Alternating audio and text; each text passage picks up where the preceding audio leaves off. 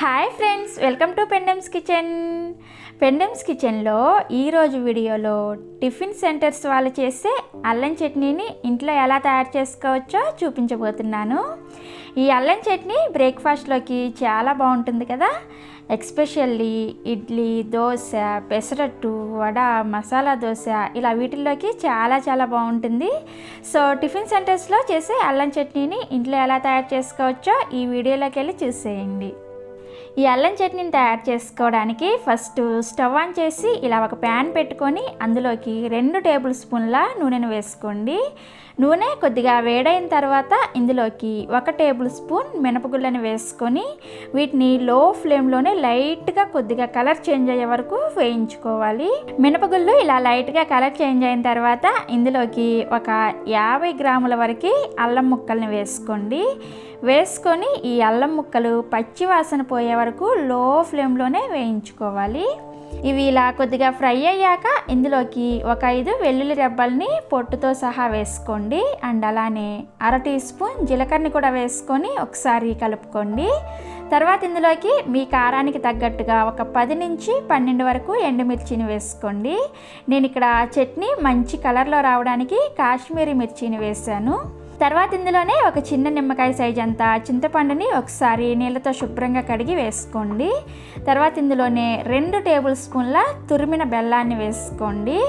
So బెల్లాన్ని కూడా వేసుకున్నాక వీటన్నింటిని కూడా లో ఫ్లేమ్లోనే ఈ బెల్లం అంతా కూడా పూర్తిగా కరిగే వరకు గరిటెతో కలుపుకుంటూ ఉండండి. బెల్లం ఇలా కరిగిన తర్వాత ఇందులోకి 2 టేబుల్ స్పూన్ల వరకు నీళ్ళని వేసుకొని ఈ ఎండుమిర్చి అండ్ చింతపండుని ఈ నీళ్ళల్లో బాగా ఉడికించుకోవాలి. మంటని లో ఫ్లేమ్లోనే ఉంచుకోండి. ఇలా ఉడికించుకోవడం వల్లే ఈ అల్లం చట్నీ చాలా టేస్టీగా వస్తుంది. నీళ్ళు ఇలా కొద్దిగా దగ్గర పడిన తర్వాత స్టవ్ ఆఫ్ చేసేసి ఈ మిశ్రమాన్ని పూర్తిగా చల్లారనివ్వాలి. ఇవి పూర్తిగా చల్లారిన తర్వాత ఇలా ఒక మిక్సీ జార్ని తీసుకొని అందులోకి ఈ మిశ్రమాన్ని వేసుకోండి.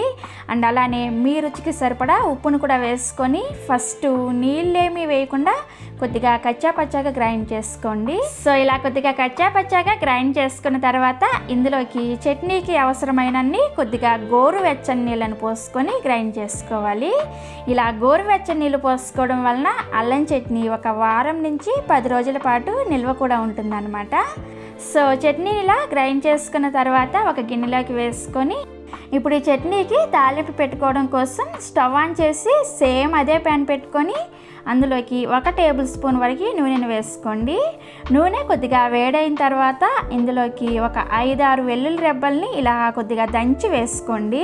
వేసుకొని ఫస్ట్ ఈ వెల్లుల్లి రెబ్బల్ని లో ఫ్లేమ్లోనే కొద్దిగా లైట్గా కలర్ చేంజ్ అయ్యే వరకు వేయించుకోవాలి. సో వెల్లుల్లి రెబ్బలు ఇలా లైట్గా రంగు మారిన తర్వాత ఇందులోకి 1/2 టీ స్పూన్ ఆవాలు అండ్ 2 ఎండుమిర్చిని ఇలా తుంచి వేసుకోండి. చివరిగా ఒక రెమ్మ కరివేపాకును కూడా వేసుకొని తాలింపుని లో ఫ్లేమ్లోనే మంచి కలర్ వచ్చే వరకు వేయించుకోవాలి. సో చూసారు కదా, తాలింపు ఇలా చక్కగా వేగిన తర్వాత స్టవ్ ఆఫ్ చేసేసి ఈ తాలింపుని తీసుకెళ్ళి మనం గ్రైండ్ చేసుకున్న చట్నీలో వేసి కలుపుకుంటే మనకి ఎమ్మీగా టేస్టీగా ఉండే టిఫిన్ సెంటర్ స్టైల్ అల్లం చట్నీ రెడీ అయిపోయింది. చూసారు కదా, టిఫిన్ సెంటర్స్లో చేసే అల్లం చట్నీని ఇంట్లోనే ఎలా తయారు చేసుకోవచ్చో మీరు కూడా తప్పకుండా ట్రై చేసి చూడండి. ట్రై చేసిన తర్వాత మీకు ఎలా వచ్చిందో కూడా కింద కామెంట్ సెక్షన్లో నాతో షేర్ చేసుకోండి. అలాగే ఈ వీడియో మీకు నచ్చితే ఒక లైక్ చేసి మీ ఫ్రెండ్స్కి, రిలేటివ్స్కి కూడా షేర్ చేయండి. మరిన్ని Emmy tasty and quick recipes కోసం పెండమ్స్ కిచెన్ని సబ్స్క్రైబ్ చేసుకోండి. అండ్ కొత్తగా వచ్చే వీడియోల నోటిఫికేషన్ మిస్ అవ్వకుండా ఉండడం కోసం పక్కనే వచ్చిన గంట సింబల్లో ఆల్ అనే ఆప్షన్ నొక్కండి. Thanks for watching.